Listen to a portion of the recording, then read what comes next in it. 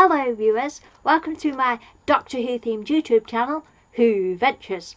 And in this video, I'm reviewing Doctor Who Series 12 Episode 4, Nikola Tesla's Night of Terror, written by Nina Mativier.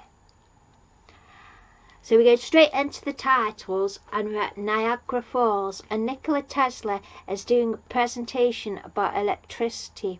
And then they go inside to see his generator. And it looks beautiful. It's a beautiful cinematography of him standing in front of the generator and the lightnings jumping across between the balls. And the cinematography is beautiful, and his face is lit beautifully, and it's absolutely beautiful. He needs $50,000 to spread his electricity idea all over the world, but then he says the signal comes from Mars. And then he's with this lady, Mrs. Dorothy Skerritt, and it's the Wardenclyffe project. But then they're walking through, and then they find this dead body and say, well, it must have had an electric shock. What happened? And then they have to investigate that now. So Tesla has to investigate his technology to look for a cause. And then he finds that there's some parts missing from his tech. And is that a thief? And then there's these strange noises, and then this floating green ball comes floating through, and it's like filming him.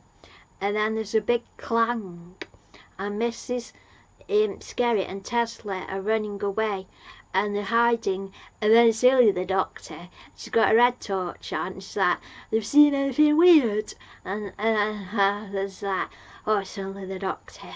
But then this Mr. Brady is shocked by this cloaked figure, and they run away, and they get to the night train, and it turns out the fam are travelling on the Orient Express, looking gorgeous. Bradgers looks so hot in his suit. Ryan looks hot in his suit. Yaz looks gorgeous. He's got like Victorian outfit on. And the Doctor introduces Dorothy Skerritt and Nikola Tesla, and the Doctor says, "Yeah, but you're a big fat liar." And it's like, and then they have to run away again, and they're jumping through the train carriages, and then this figure falls from the roof, and there's with a green sapper, and there's a red electrical sparks, and saps the train, and this man's got red eyes, and he's got a Silurian gun. I think he's the scariest monster so far in their series. Just not even the scorpions, who they were scary, and the Queen's scary, but the men with the red eyes, just the human men with the red eyes, were mega scary. So the Doctor had followed their signal to the Niagara Falls generator, this alien signal of alien technology that shouldn't be there, and saying, and then Tesla's saying, she says, "You've still got it," and like, "Why won't you entertain it?" And the Doctor says, Tesla says, "Well, I've got to go to his lab." And the Doctor says, "So where's this lab then?" And then they arrive in Gilded Age, New York, and Brad is looking away hot. I love the costumes. I love when they go olden days and you get all the olden days costumes. And then these protesters, they protesting against Tesla's alternating current idea, but they're calling him a foreign lunatic, so they're basically just being a load of bullying dickheads, basically. But then we see this man across the street, and he's smiling eerily. And then Tesla slams the door to his lab, and she's so excited to see inside his lab. But she finds it's just more like a home, like a living room, than a lab. It's not very sci-fi, because he's moved all his tech to Wardenclyffe. So Ryan and Yaz, at first, they come across pretty ignorant and kind of rude, because it's that, yes, Tesla, who's he? I was like, never heard of him. And I thought, oh, come on, you pair. You're that, surely. So I was a bit annoyed that they was so ignorant about it, and that Yaz seemed so kind of rude about it. So the Doctor is explaining his great works and inventions, and then Tesla shows them this alien green ball that he found that came for him, and the Doctor says it's an orb of Thassaur, an ancient race who were storytellers and inventors.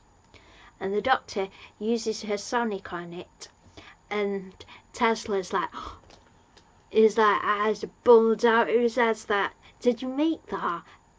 Like, is that your invention? And they have a lovely bonding moment, and it really meant a lot, their conversations. And the Doctor says, made it, mainly out of spoons.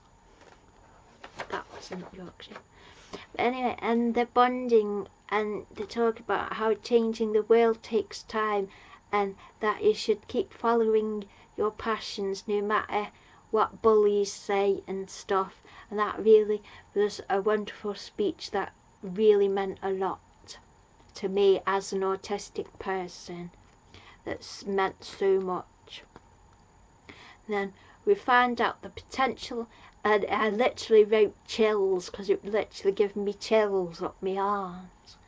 So the potential investor pulled the funding for Tesla's ideas, and it turns out it's Edison's man spying on him. And Edison, whose invention is direct current, has been a dickhead to Tesla. So the Doctor goes to visit, and he's outside lecturing at his illuminating company, and the Doctor asks him about how has he got a Silurian gun in his factory. And so he invites him into his factory, and Edison's denying everything. I was like, I don't know about no aliens. And we find out that Tesla worked on Edison's generator for a year, and he fixed it. Then Edison wouldn't help him, he wouldn't pay him, he wouldn't help him with his technology. He just basically screwed him over.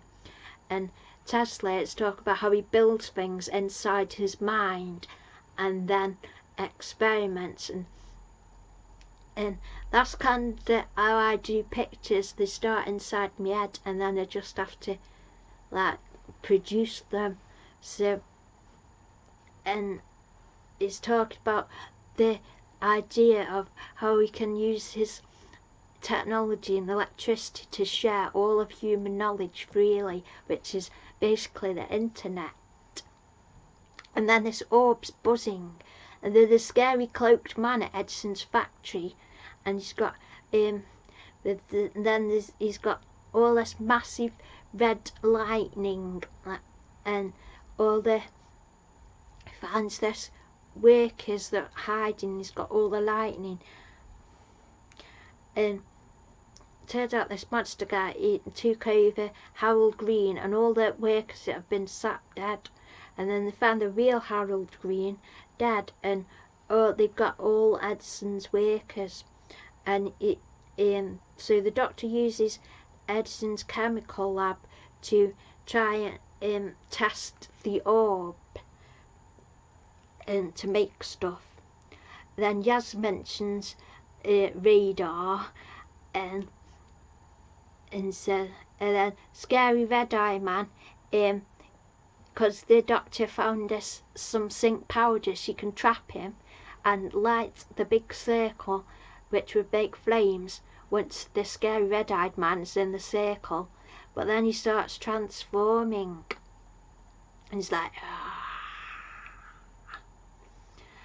and then he gets Mrs. Scary hostage, and Yaz and Nikola Tesla are zapped on board this spaceship of scorpions. The TARDIS arrives back at Tesla's lab, and the Doctor's inventing a tracker, and it looks really cool. Then Ryan's chatting to Mrs. Skerritt about the amazing life they both have. Ryan going off to see things in the TARDIS, and here being awed by Tesla's inventions. I thought that was lovely. Then Edison is in the TARDIS like, wow, and then he goes to touch something and Graham slaps his hand and tells him off. And there's a bugging device scanning the Earth, and it's the throne ship of the Skithra, and it's invisible to the city, and the Skithra basically steal everything. They don't bother to try and make their own stuff, they just nick it off of the people. So they've been putting out a signal. Tesla found it and connected it to Wardenclyffe, and because he answered the signal. Then Graham's telling him about comparing Edison to about the mean guy at his bus depot. And then Yaz and Tesla are looking for ways to escape from the Skithra ship, and the Skithra say they want Tesla to prepare them for battle, and he refuses, and then they threaten Yaz, and then the Doctor turns up, and Yaz is like, oh, I'm better now you're here. And then scary red-eyed man and the Doctors talk to the Skithra Queen, and turns out they stole the ship, and the Doctor's saying, try thinking of building something instead of nicking everything. And the Skithra, they took Tesla because they required an engineer, and Tesla signalled back to this signal he found, and they ran delirium resonator. So the Doctor saps him back, and Tesla, we have the TARDIS moment of Nikola Tesla going in the TARDIS, and it's brilliant because he figures out how it works straight away, and he says, fantastical, the internal dimensions transcend the external, the external dimensions transcend the internal. I read that the wrong way around. And then Skithra are threatening, we have Tesla or we have the planet, and the Doctor and Tesla chat about saving the planet, and it's explaining how his tower works, create a wireless system, and Ryan realises it's Wi-Fi. Then Edison is being a grumpy arsehole, and Tesla's arguing with him, and Graham says, oh yeah, AC/DC. I thought that was a good bit. And Doctor and Tesla finish the tower, and Yaz and Edison are trying to get people to go indoors off the streets before the scorpions can eat them. Ryan, Graham and Dorothy are defending Wardenclyffe. Then the scary red-eyed man's on the street, and then all the scorpions gifts are on buildings and chasing Yaz and Edison, and then Yaz tips a cart of bread over. Everybody is discussing that bit apparently, and one of the scorpion steers falls over straight into a cart, and it looks like when Jeremy Clarkson was trying to drive a Robin Reliant round a corner really fast. So everyone's barricaded in Wardenclyffe, and they've put the shield around the tower, and it's working. The Doctor and Tesla are using the TARDIS to charge the tower, and the Skithra are screeching, but they're not attacking, and the red-eyed men are there, and then the Queen's there, and she saps with a tail Edison, and Doctor's threatening the Skithra Queen. The men with the red eyes grab the Doctor, and they're taking weapon, and then my notes are all over the place. The tower can destroy them, and then Tesla's in the TARDIS. I love that scene where it's just, we see a scene of him still seeing, it's just still and quiet, and it's like, wow, the awe of the TARDIS. I love that bit. And then it's the day after, and Edison is trying to offer Tesla a job, but Tesla refuses because he believes in his own ideas. And Ryan and Graham are saying goodbye to Dorothy, and Yaz is asking the doctor about Tesla, and Tesla says, I work for the future and the future is mine. And Tesla is saying goodbye. And I thought this was a beautiful episode, and it really, really meant a lot about following your passions and not letting bullies win and believing in yourself. And I thought it was really beautiful. Goran, I don't know how to say your name properly, but whatever. I thought I want him back. I want him back in the show as either Tesla or a companion, because I still want more women doctors. Because after Jodie, I want Tessa Thompson. So, but I want going back with Jodie because they had such amazing chemistry. I want it, and I also recommend you watch Timeless, and I hope Timeless gets more seasons eventually, because that would be awesome. I just love this episode. I think I put this episode in Vincent and the Doctor, then Nikola Tesla episode, because they both have that special meaning and special message that really means a lot to me. So I hope you have enjoyed this video, and thank you for watching. Yay!